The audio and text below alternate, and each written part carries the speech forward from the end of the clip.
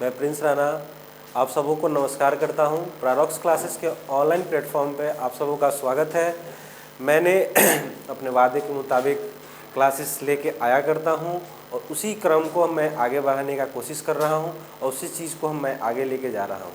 तो मैंने पिछले क्लास में आपको इलेक्शन बेस्ड क्वेश्चंस के बारे में बताया था, जिस क्वेश्चंस को मैंने सॉल्व किया था और आपने बहुत बखूबी ढंग से उस चीज़ को समझने की कोशिश की थी। अगर किसी को भी कोई दिक्कत हुई हो या कोई प्रॉब्लम हुआ हो तो उस चीज़ को आप कमेंट सेक्शन में लिख के बता सकते हैं। अगर मेरी क्लास आपको अच्छी लग रही हो तो आप इस क्लास को एंजॉय करें और मेरे साथ आगे बढ़ें, ठीक ना। चलिए तो हम लोग शुरू करते हैं। जो मेरा क्वेश्चन नंबर 43 था ये रह गया था। मैंने बोला था, आप लोग को बता रखा था कि जो 3 क्वेश्चंस रह गए हैं उसको आप लोग घर पे करके आएंगे। बखूबी आप लोग करके आए होंगे, फिर भी हम इस चीज़ को डिस्कस करते हैं, ठीक ना। तो डिस्कस करने की बारी आती है तो कहता है कि गौरव अपनी आय का 40% जो है वो हॉस्टल पे खर्च करता है, 20% वो किताबों पे खर्च करता है, शेष का 50% वो आवागमन पर खर्च करता है और 450 रुपये वो क्या करता है, बचाता है, जो कि उसके हॉस्टल किताब तथा आवागमन पर किए गए खर्च का कितना है, तो आधा है। तो उसकी आय पूछी गई है कि उसकी आय क्या होगी। क्या पूछा गया है मेरे प्यारे बच्चों, तो पूछा गया है आपसे कि उसकी आय क्या होगी।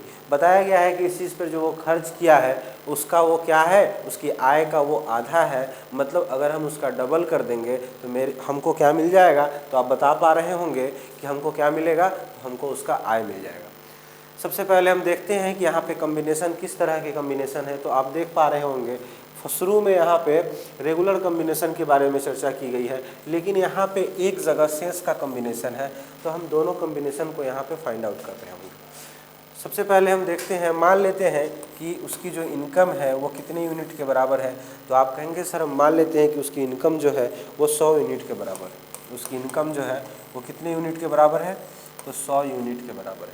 अब 40% हॉस्टल पे खर्च करता है और 20% किताब पर। एक बात बताइए, यहाँ से 40% वो हॉस्टल पे खर्च कर रहा है और यहाँ से जो 20% खर्च कर रहा है वो किस चीज़ पे खर्च कर रहा है, तो आप बताएंगे कि सर वो बुक पे खर्च कर रहा है। ये उसका जो खर्च है हॉस्टल पे है और ये जो खर्च है उसका किस चीज़ पे है, बुक पे। तो अगर हम आपसे पूछें कि वो बचा कितना रहा है, तो आप बहुत अच्छे से बता पाएंगे कि सर यहाँ 20% और यहाँ 40%, मतलब टोटल वो खर्च कितना कर रहा है, टोटल वो 60% खर्च कर रहा है। मतलब वो बचा कितना रहा है, तो आप कहेंगे सर वो 40% टोटल का बचा रहा है।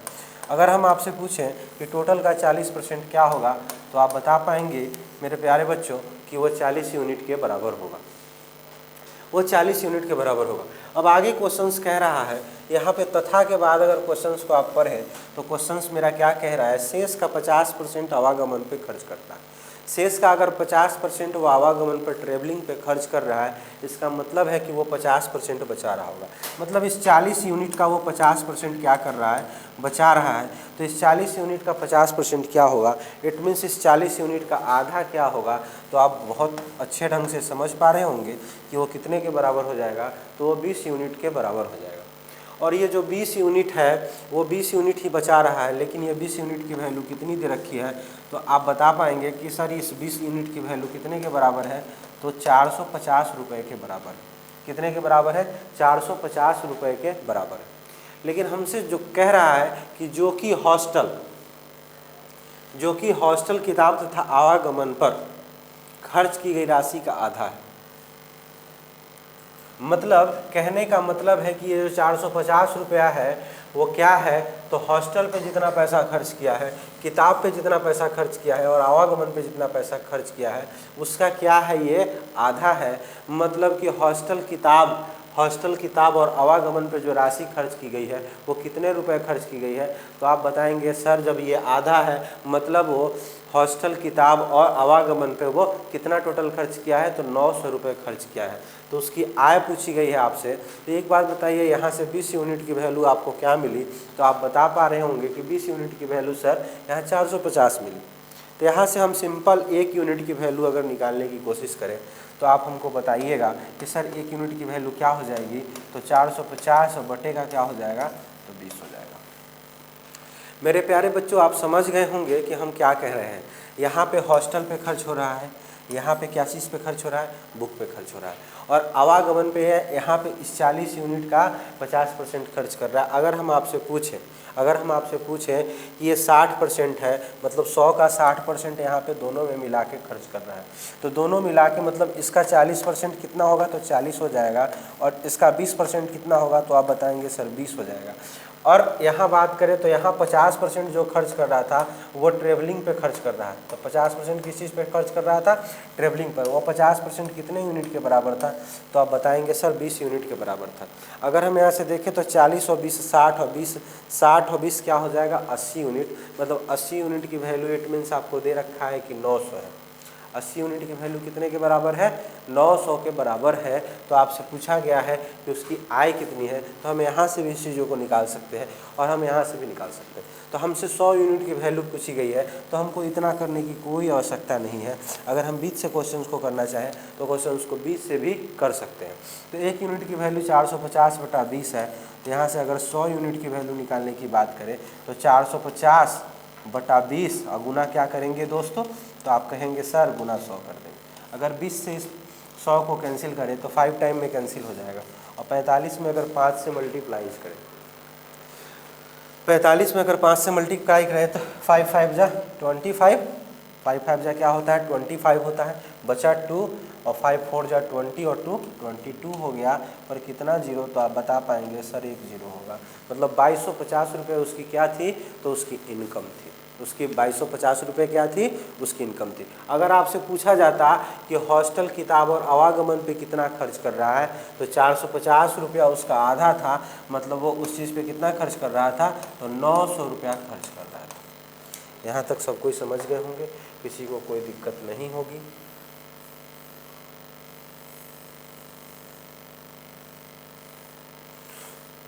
आप सब कोई बहुत अच्छे ढंग से यहाँ तक समझ गए होंगे और कोई दिक्कत किसी को नहीं होगी। मेरे प्यारे बच्चों, यहाँ तक हम डिस्कस कर चुके थे, पिछले क्लास में इस चीज़ की चर्चा कर चुके थे। आप लोग बना के भी आए होंगे इस चीज़ को। चलिए हम अगले क्वेश्चंस पे आते हैं। मेरा अगला क्वेश्चंस क्या कहता है, अगले क्वेश्चंस की चर्चा करते हैं। तो अगला क्वेश्चन देखते हैं। तो अगला क्वेश्चन मेरा क्या है, क्वेश्चन नंबर 44। क्वेश्चन नंबर 44 क्या कहता है, क्वेश्चन नंबर 44 को देखते हैं। क्वेश्चन नंबर 44 मेरा कहता है कि निखिल अपनी आय का 45% खाने पर खर्च करता है। 45% किस चीज़ पे खर्च करता है, तो 45% वो अपने खाने पे खर्च करता है। शेष का 20% किताब पर तथा शेष का आधा जो है अन्य खर्च पर करता है। इसके बाद उसके पास 880 रुपये बचते हैं। उसकी आय ज्ञात करें। चलिए यहाँ भी दोनों कॉम्बिनेशन है, हम देखते हैं कॉम्बिनेशन क्या कहता है। तो फर्स्ट ऑफ ऑल हम मानेंगे कि उसकी जो आय थी वो कितनी थी, उसकी जो इनकम थी वो कितना यूनिट के बराबर था। तो आप हमको बताएंगे कि सर उसको हमको कितना यूनिट मानना है, तो 100 यूनिट मानना है। 45% खाने पे खर्च कर रहा था, इट मीन्स वो बचा कितना रहा था, तो आप कहेंगे सर 55% बचा रहा था। और 100 का 55% कितने के बराबर होगा, तो 100 का 55% 55 यूनिट के बराबर होगा। अब शेष का 20% किताब पर तथा शेष का आधा, शेष का 20% किताब पर मतलब कितना बचा रहा था, 80% को बचा रहा था। शेष का 20% अगर किताब पे खर्च कर रहा था तो 80% बचा रहा था। और आपसे पूछा जाए कि 55 का 80% कितने के बराबर होगा, 55 का 80% कितने के बराबर होगा। 20% की वैल्यू होती है 1/5। 20% की वैल्यू कितनी होती है मेरे प्यारे दोस्तों, मेरे प्यारे बच्चों, कितनी होती है, तो 1/5। अगर 20% की वैल्यू 1/5 होती है तो 80% की वैल्यू कितनी हो जाएगी, तो आप बता पाएंगे सर 4/5 हो जाएगी। और 55 का अगर हम 4/5 निकालने की कोशिश करें तो 55 का 4/5 क्या हो जाएगा, तो 5 से 55 को अगर हम कैंसिल करेंगे तो 11 टाइम में कैंसिल होगा। और इसको मल्टीप्लाई कर देंगे तो यहाँ जो आंसर आएगा वो कितने के बराबर आ जाएगा, तो आप बता पाएंगे कि ये 44 के बराबर आएगा। ठीक है, ये 44 के बराबर आ गया। अब कह रहा है कि शेष का, आगे क्या कह रहा है, शेष का, फिर शेष का कॉम्बिनेशन है आधा। मतलब आधा वो क्या कर रहा है, आधा वो खर्च कर देता है अन्य चीज़ पर, मतलब अभी भी वो आधा बचा रहा है। इट मीन्स इसका आधा क्या होगा, तो आप बताएंगे सर इसका 1/2 कितना हो जाएगा, तो 22 यूनिट के बराबर हो जाएगा। इसके बाद उसके पास कितना बचता है, तो 880 रुपये बचता है। मतलब इस 22 यूनिट की वैल्यू जो रखी है, दे रखी है, वो 880 रुपये के बराबर है। कितने के बराबर है, 880 रुपये के बराबर है। मतलब ये इसका कितना गुना है, तो आप हमको बता पाएंगे सर ये इसका 40 गुना है। कितना गुना है, 40 गुना। तो जब ये 40 गुना है, इसका मतलब 40 गुने का मतलब क्या होता है, इसका मतलब है कि 1 यूनिट की वैल्यू कितनी दे रखी है, तो 1 यूनिट की वैल्यू जो है वो 40 के बराबर है, 40 रुपये के बराबर। जब 1 यूनिट की वैल्यू 40 रुपये के बराबर है, तो उसकी आय पूछी गई है, आपसे 100 यूनिट की वैल्यू पूछा गया है। इसका मतलब ये भी कितना गुना हो जाएगा, तो आप बता पाएंगे कि ये भी सर 40 गुना हो जाएगा। मतलब उसकी आय कितनी हो जाएगी, तो आप बता पाएंगे कि ये 4000 रुपये के बराबर हो जाएगा। कोई दिक्कत है यहाँ तक किसी को? कोई दिक्कत नहीं होनी चाहिए। अगर फिर भी कोई प्रॉब्लम है आपको, अगर आपको कोई दिक्कत हो रही है, आप नहीं कहीं समझ पा रहे हैं, तो उस चीज़ों को आप कमेंट में लिख के हमें पिन कर दें। हम उस चीज़ को देखेंगे और फिर उसको सॉर्ट आउट करने का कोशिश करेंगे, ठीक है ना। चलिए अब हम अगले क्वेश्चन पे आते हैं। मेरा अगला क्वेश्चन क्या कहता है, अगला क्वेश्चन को देखते हैं। मेरा अगला क्वेश्चन नंबर 45 है। क्वेश्चन नंबर 45 क्या कहता है, नंद किशोर है, नंद किशोर अपनी संपत्ति का 35% अपनी पत्नी को दे देता है, ठीक है ना, तथा 50% वो अपने बेटे को दे देता है।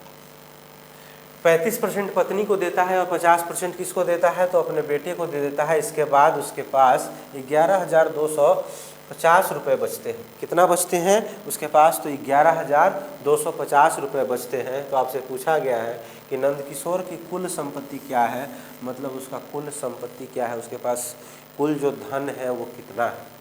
तो वो क्या क्या कर रहा है, तो अपनी पत्नी को 35% दे रहा है, अपने बेटे को कितना दे रहा है, तो अपने बेटे को 50% दे रहा है। इसके बाद भी उसके पास पैसा बचता है। तो अगर हम मान लें कि उसकी इनकम जो है या उसकी जो संपत्ति है, अगर हम मान लें कि उसका जो इनकम है या उसकी संपत्ति है, अगर हम 100 यूनिट पे ही बनाने की कोशिश करें, हम मान लेते हैं कि 100 यूनिट उसकी क्या है, पूरी संपत्ति है। अब इस पूरी संपत्ति में वो क्या कर रहा है, तो आप कहेंगे कि सर इस पूरी संपत्ति में वो 35% किसको दे रहा है, तो वो अपने वाइफ को दे रहा है। और इस पूरी संपत्ति का 50% वो किसको दे रहा है, तो आप कहेंगे कि वो अपने सन को दे रहा है, मतलब वो अपने बेटे को दे रहा है। तो एक बात बताइए, अगर 35% वो अपनी वाइफ को दे रहा है, 50% अपने सन को दे रहा है, मतलब वो टोटल कितना दे देता है, तो आप कहेंगे सर वो 85% अपना दे देता है। मतलब अगर हम आपसे पूछें कि वो बचा कितना रहा है, तो आप कहेंगे सर मात्र वो 15% बचाता है, मतलब 15 यूनिट बचाता है। और ये 15 यूनिट कितने के बराबर दे रखा है, तो आप देख पा रहे होंगे कि 11,250 रुपये के बराबर दे रखा है। जब 15 यूनिट की वैल्यू 11,250 के बराबर है, अगर हम इसको कैंसिल करने की कोशिश करें, अगर हम इसको कैंसिल करने की कोशिश करें तो कितना आएगा। अगर 15 से हम इसको कैंसिल करें तो 15 से क्या होगा, 15 छक्का 90, 15 सत्ते 75 से मतलब 105। अगर 105 यहाँ लगाएंगे तो बचेगा 7, और 15 पचे 75, 10 मतलब 750 गुना आएगा। जब 1 यूनिट की वैल्यू 750 है, उससे पूछा गया है उसकी कुल संपत्ति क्या होगी, मतलब उसका टोटल इनकम कह लें, तो टोटल इनकम उसका क्या होगा। तो आप बता पाएंगे सर वो 100 यूनिट के बराबर है और 1 यूनिट की वैल्यू 750 रुपये के बराबर है। तो क्या हो जाएगा, तो 75 पर 30 हो जाएगा। इतना रुपए उसकी क्या थी, तो उसकी इनकम थी। कोई दिक्कत है यहाँ तक किसी को? कोई भी दिक्कत नहीं है। चलिए यही 3 क्वेश्चन बच गया था जिसको हमने अभी डिस्कस करा दिया।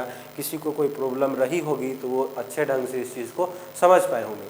अब हम आते हैं अगले कॉन्सेप्ट पर। अगला कॉन्सेप्ट मेरा क्या कहता है, अगले कॉन्सेप्ट की चर्चा करते हैं कि मेरा अगला कॉन्सेप्ट क्या है। अगला कौन सा कॉन्सेप्ट हम चर्चा करेंगे, इस चीज़ को पहले देखते हैं।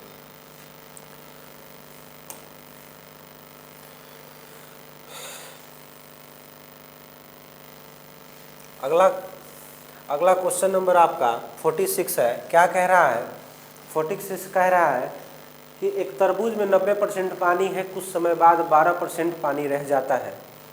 यदि अब इसका भार 50 kg है, यदि अब इसका भार 50 kg है तो इसकी वास्तविक भार क्या थी, मतलब पहले इसका भार क्या था। इसके बारे में पूछा गया है। ये जो क्वेश्चंस है इसको क्या बोला जाता है, इस क्वेश्चंस को मिक्सचर में भी पूछा जाता है। आपसे एलिगेशन मिक्सचर जब आप पढ़ेंगे तो वहाँ भी इस क्वेश्चंस को पूछा जाएगा। यहाँ पे परसेंटेज का यूज है, हम इसको परसेंटेज से करने का कोशिश करेंगे। इस क्वेश्चन को हम परसेंटेज से कैसे करेंगे इस क्वेश्चन को हम देखते हैं, ठीक ना। सबसे पहले हम क्वेश्चंस को लेके ही, क्वेश्चन से ही हम इस कॉन्सेप्ट को समझने का कोशिश करेंगे कि जब भी इस तरह का क्वेश्चन आए तो हम इस तरह के क्वेश्चंस को कैसे लगाएंगे, ठीक है ना। सबसे पहले क्या कह रहा है कि एक तरबूज में 90% पानी है। अच्छा एक बात बताइए, कोई अगर तरबूज है तो उसमें क्या क्या होगा, तो आप कहेंगे सर उसमें एक सॉलिड पार्ट भी होगा और कुछ उसमें पानी होगा। कोई तरबूज है या कोई भी फल है तो उसमें कुछ सॉलिड पार्ट्स होंगे और कुछ उसमें क्या होंगे, वाटर होंगे, ठीक है ना।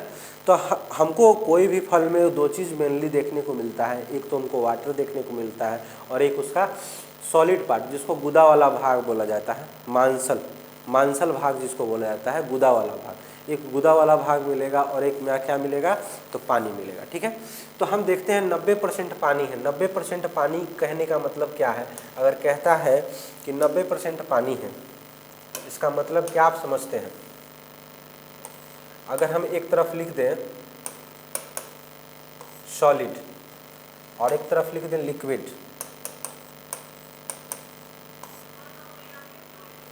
एक तरफ हम लिख दें सॉलिड और एक तरफ क्या लिख दें, लिक्विड। यहाँ कह रहे हैं 90% पानी है, तो 90% पानी कहने का मतलब क्या है, 90% पानी कहने का मतलब है कि 9/10। हम आपको बताए थे कि नीचे वाली वैल्यू क्या होती है, मेरी टोटल वैल्यू होती है और ऊपर वाला वैल्यू मेरी क्या बताती है, तो पार्ट्स के बारे में बताती है। एक बात बताइए, 10 अगर टोटल है, कोई भी फल में 10 भाग टोटल है जिसमें से 9 भाग अगर पानी है, तो पानी के बारे में 90% बोल रहा है, तो ये पार्ट किस चीज़ को बताएगा, तो आप कहेंगे सर ये जो पार्ट होगा ये वाटर के बारे में बताएगा। तो जब 10 भाग में 9 भाग पानी है तो एक भाग क्या होगा, तो आप बता पाएंगे कि एक भाग उसका सॉलिड होगा। मतलब यहाँ से एक भाग सॉलिड है और 9 भाग क्या है, लिक्विड है। आगे कह रहा है कुछ समय बाद, मतलब उसको धूप में छोड़ दिया जाता है, ऐसे छोड़ दिया जाता है तो पानी कितना रह जाता है, तो पानी 12% रह जाता है। 12% का मतलब क्या होता है, अभी भी वाटर के बारे में ही कह रहा है। 12% का मतलब आप क्या समझते हैं, तो 12/100 से समझते हैं 12% का मतलब कि अगर 100 टोटल है तो उसमें से कितना पानी है, तो 100 टोटल है तो उसमें से 12 क्या है, मेरा पानी है।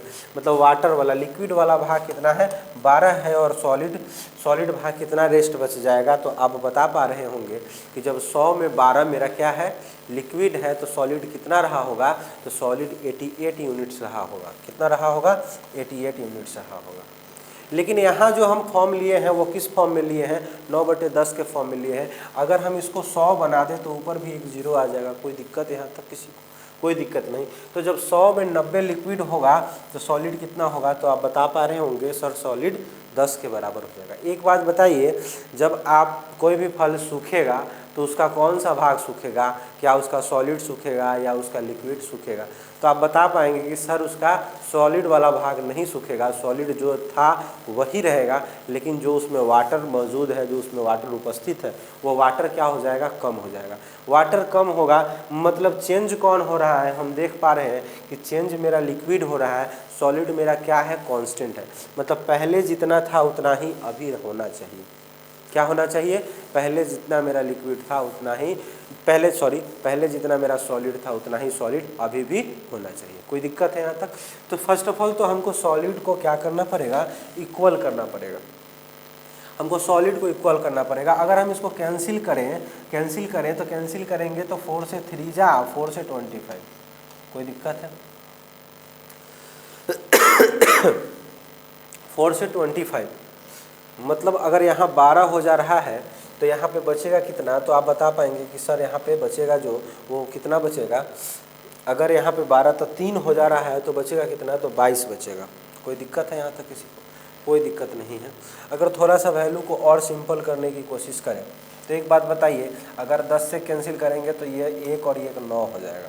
अगर इसको 4 से कैंसिल करेंगे तो ये 22 और ये कितना हो जाएगा, तो आप बता पाएंगे सर ये 3 हो जाएगा। यहाँ 1 है, यहाँ 22 है। इस दोनों को सॉलिड पार्ट को क्या करना है, इक्वल बनाना है। सॉलिड पार्ट को क्या बनाना है, इक्वल बनाना है।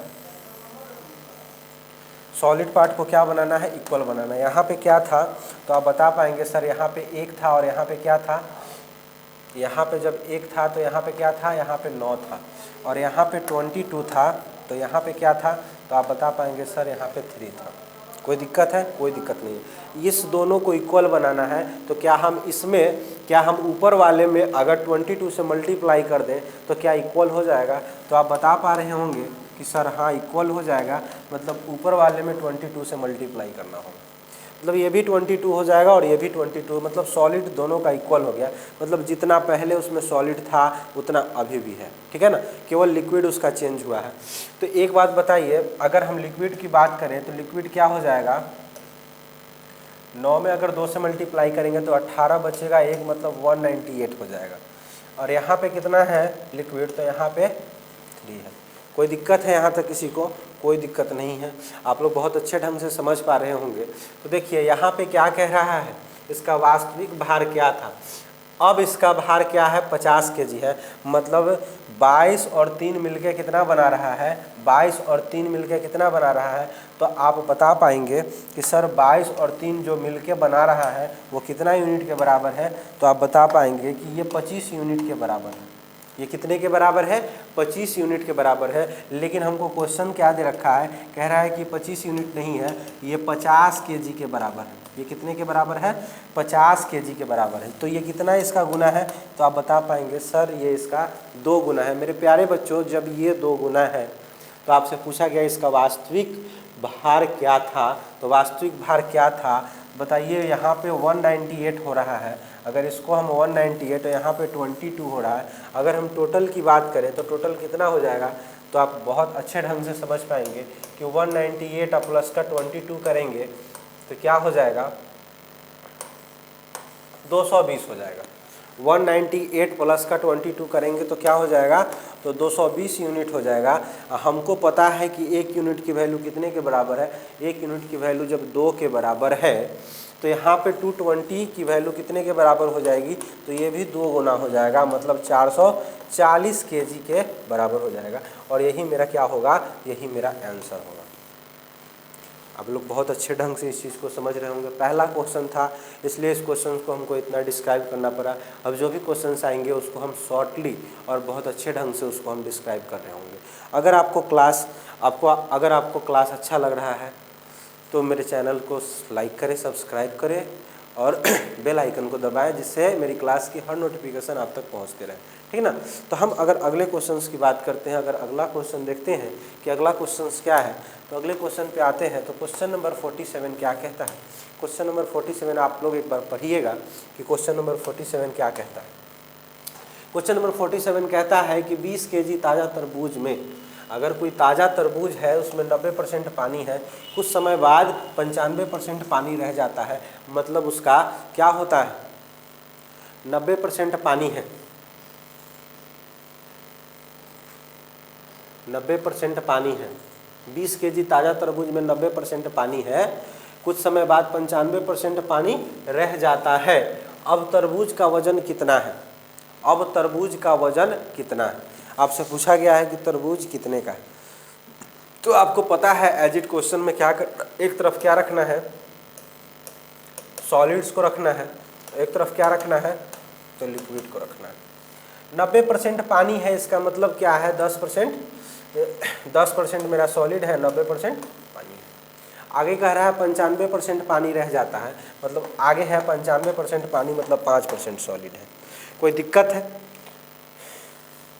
यहाँ तक, किसी को कोई दिक्कत है? कोई दिक्कत नहीं है। चलिए एक बात बताइए, हम आपको बता रखे हैं कि सॉलिड हमेशा क्या रहेगा, तो सॉलिड हमेशा कांस्टेंट रहेगा, मतलब जितना पहले था सॉलिड उतना ही बाद में रहेगा। तो एक बात बताइए, यहाँ पे तो 10 है लेकिन नीचे में कितना दे रखा है, तो आप कहेंगे कि सर नीचे में 5 दे रखा है, मतलब इसको भी 10 बनाना होगा। 10 बनाने के लिए क्या करना होगा, तो 2 से मल्टीप्लाई करना होगा, तो यहाँ भी 2 से मल्टीप्लाई कर देंगे। अब एक बात बताइए, ऊपर टोटल क्वांटिटी कितने के बराबर हुई, तो 90 और 10 100 यूनिट के बराबर हो रही है। और नीचे टोटल क्वांटिटी कितने के बराबर हो रही है, तो नीचे टोटल क्वांटिटी 10 हो रहा है इधर, और इधर कितना हो जा रहा है, तो 90 दूना 180 और 5 दूना 10, मतलब 190। 190 और 10 कितने के बराबर हो रहा है, तो 200 यूनिट के बराबर हो रहा है। एक बात बताइए, कह रहा है कि 20 kg का ताज़ा तरबूज था, मतलब कि 100 यूनिट की वैल्यू कितने के बराबर दे रखी है, तो 20 kg के बराबर दे रखी है। 100 यूनिट की वैल्यू कितने के बराबर दे रखी है, 20 केजी के बराबर दे रखी है। इसका मतलब क्या है, इसका मतलब यही है कि ये इसका कितना गुना है, तो 1/5 गुना है। ये इसका कितना गुना है, तो 1/5 गुना है। मतलब अगर 200 यूनिट है तो ये भी इसका कितना गुना हो जाएगा, तो 1/5 गुना के बराबर हो जाएगा। कोई दिक्कत है यहाँ तक किसी को? कोई दिक्कत नहीं है। चलिए, तो 1/5 गुना करेंगे तो ये कितने केजी के बराबर होगा, तो आप बहुत अच्छे ढंग से समझ पा रहे होंगे कि जो तरबूज अब होगा वो कितने केजी का होगा, तो वो 40 केजी का होगा। और यही आपका क्या होगा, आंसर होगा। चलिए नेक्स्ट क्वेश्चन पे चलते हैं। आप लोग बहुत अच्छे ढंग से समझ रहे हैं चीज़ों को। अगर फिर भी नहीं समझ में आ रही है तो आप कमेंट सेक्शन में उसको पिन कर सकते हैं, हम उस चीज़ को दूर करने की कोशिश करेंगे। कह रहा है कि ताज़ा फल है 68% पानी है। क्या है, ताज़ा फल है 68% पानी है। हम आपको बता चुके हैं कि एक तरफ सॉलिड और एक तरफ क्या लेना है, लिक्विड लेना है। तो जो सॉलिड पार्ट है वो 68% पानी है, मतलब लिक्विड पार्ट जो है वो क्या है, 68 है। मतलब 100 में 68 पार्ट आपका क्या है, लिक्विड है, तो आपका सॉलिड कितना होगा, तो आप कहेंगे कि सर ये 32 यूनिट्स के बराबर हो जाएगा। कोई दिक्कत है? कोई दिक्कत नहीं है। तथा सूखे फल में 20% पानी है। जो सूखा फल है उसमें 20% पानी है, मतलब 20 पानी यहाँ है, मतलब सॉलिड कितना है, 80। कोई दिक्कत? कोई दिक्कत नहीं। आप बता पा रहे होंगे सर कोई दिक्कत नहीं है। अगर हम इसको कैंसिल करने की कोशिश करें तो आप हमको कहिएगा कि सर 1 0 से 1 0 अगर कैंसिल करेंगे, हम 1 0 से 1 0 अगर कैंसिल करेंगे तो 8 और 2 हो जाएगा, तो आप कहेंगे एकदम हो जाएगा। सॉलिड अभी भी क्या होगा, इक्वल होगा। सॉलिड अभी भी क्या होगा, इसका इक्वल होगा। ऊपर में 32 है, नीचे में 8 है। क्या हम इसको इक्वल करने के लिए 4 से मल्टीप्लाई कर दें, तो आप कहेंगे सर ज़रूर कर दें। अब क्या ये इक्वल हो गया, ऊपर भी 32 और नीचे भी 32 हो गया, तो यस सर हो गया। अब कह रहा है कि 95 केजी ताज़े फल में, तो ताज़ा फल कौन है, तो ताज़ा फल ऊपर वाला है, और सूखा फल कौन है, तो सूखा फल नीचे वाला है आपका। ताज़ा फल कौन है, ऊपर वाला है। ये मेरा क्या है, ताज़ा फल है, फ्रेश फ्रूट है।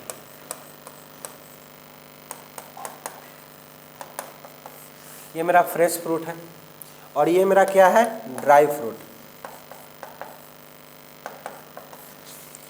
ऊपर वाला हमारा फ्रेश फ्रूट है और नीचे वाला क्या है, मेरा ड्राई फ्रूट है। कोई दिक्कत नहीं है।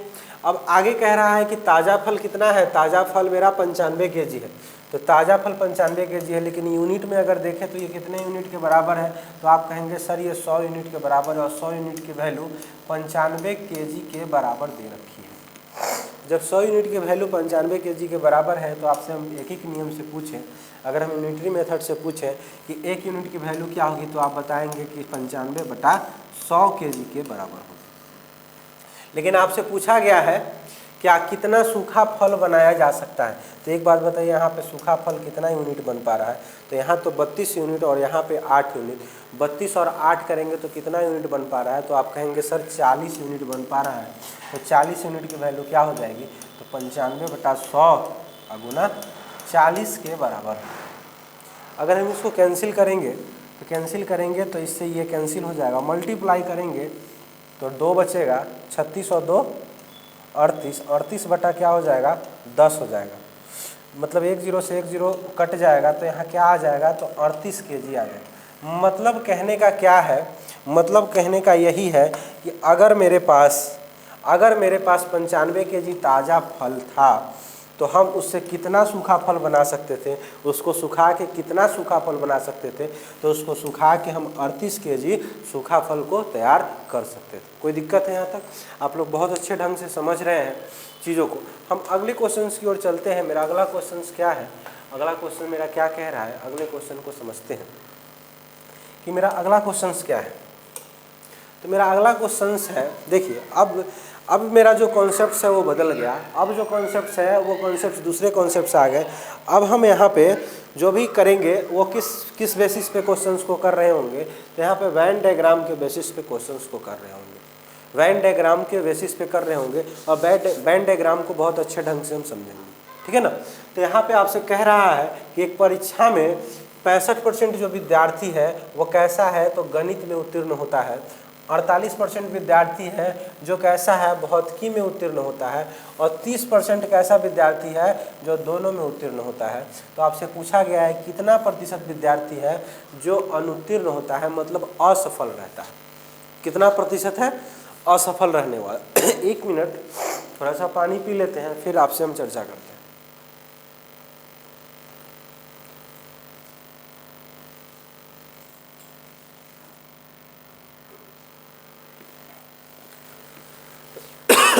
देखिए, कभी भी वैन डायग्राम की चर्चा करें तो वैन कैसे बनाते हैं, पहले वैन्स की हम बात करते हैं। हमको वैन डायग्राम का फार्मूला याद रखने की कोई ज़रूरत नहीं है, हमको उसकी फार्मूला से कोई मतलब नहीं है, हमको उसका कॉन्सेप्ट समझना है कि उसका कॉन्सेप्ट क्या कहता है और उस कॉन्सेप्ट पर हम काम कैसे करेंगे, ठीक है ना।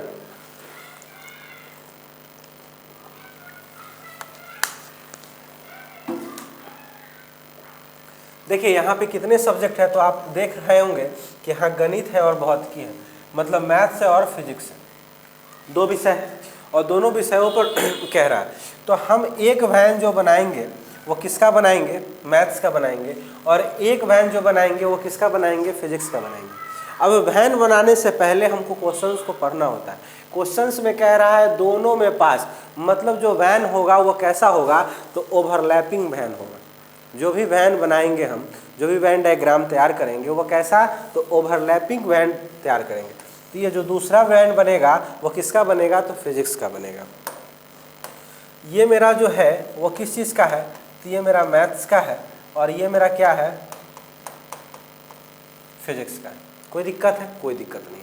एक बात बताइए, 65% विद्यार्थी गणित में उत्तीर्ण हो रहे हैं, 65% विद्यार्थी गणित में उत्तीर्ण हो रहे हैं और 48% फिजिक्स में उत्तीर्ण हो रहे हैं। और दोनों में कितने उत्तीर्ण हो रहे हैं, तो सबसे पहले हमको दोनों की चर्चा करना है कि दोनों में कितने उत्तीर्ण हो रहे हैं। तो हम देख पा रहे हैं यहाँ कि दोनों में मेरा जो है वो 30% विद्यार्थी उत्तीर्ण हो रहा है। तो हम यहाँ से कह सकते हैं कि ये जो डब्बा है मेरा दोनों का है, हम यहाँ पे इसको 30 भर सकते हैं। कोई दिक्कत है यहाँ तक किसी को, तो आप हमको बता सकते हैं। ये जो पार्ट है मेरा वो कितने के बराबर है, तो 30% के बराबर है। अब एक बात बताइए, टोटल 65% विद्यार्थी गणित में उत्तीर्ण हो रहे हैं, तो 65% जो उत्तीर्ण हो रहे होंगे उसमें से 30% जो फिजिक्स का पास हो रहा है उसको हमको क्या करना होगा, बाहर निकालना होगा। तो उसमें कौन कौन से विद्यार्थी होंगे, इस दोनों में कौन कौन से विद्यार्थी होंगे, तो मैथ्स में पास होने वाले 30% होंगे और फिजिक्स में पास होने वाले भी 30% होंगे।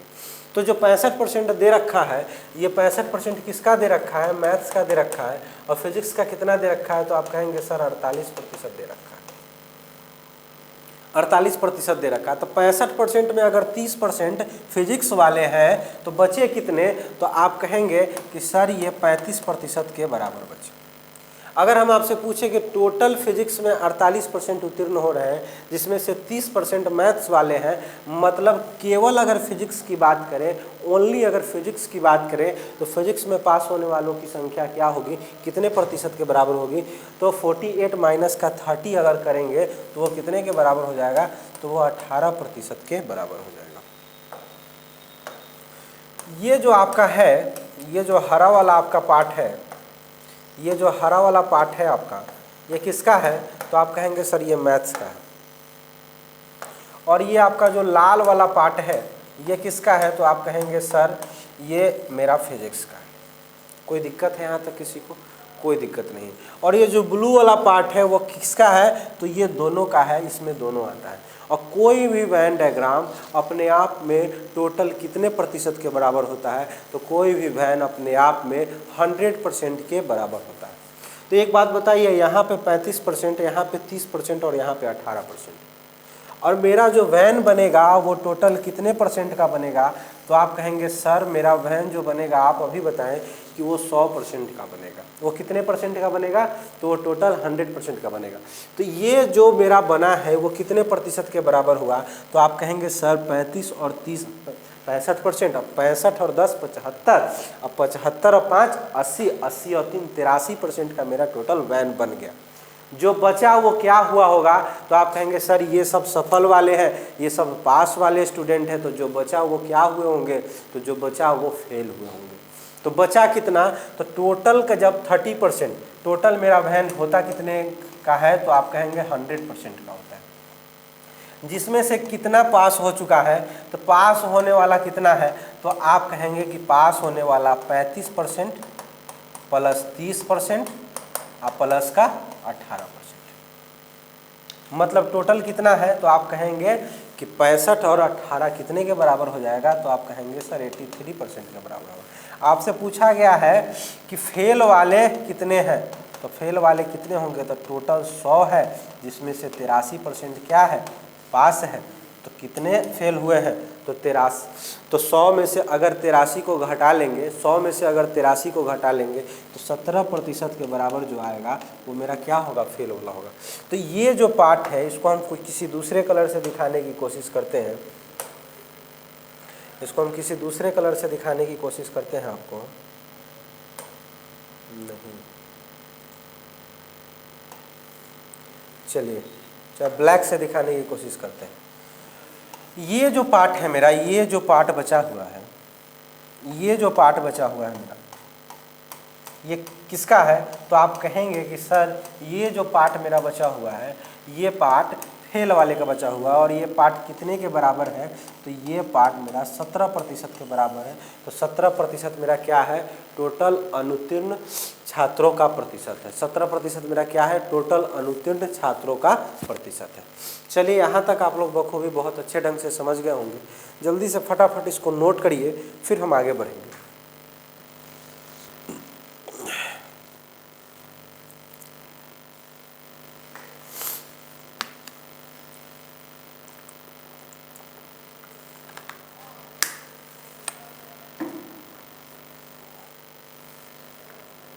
चलिए नेक्स्ट क्वेश्चन पे चलते हैं। Question number 50। क्वेश्चन नंबर 50 क्या कहता है,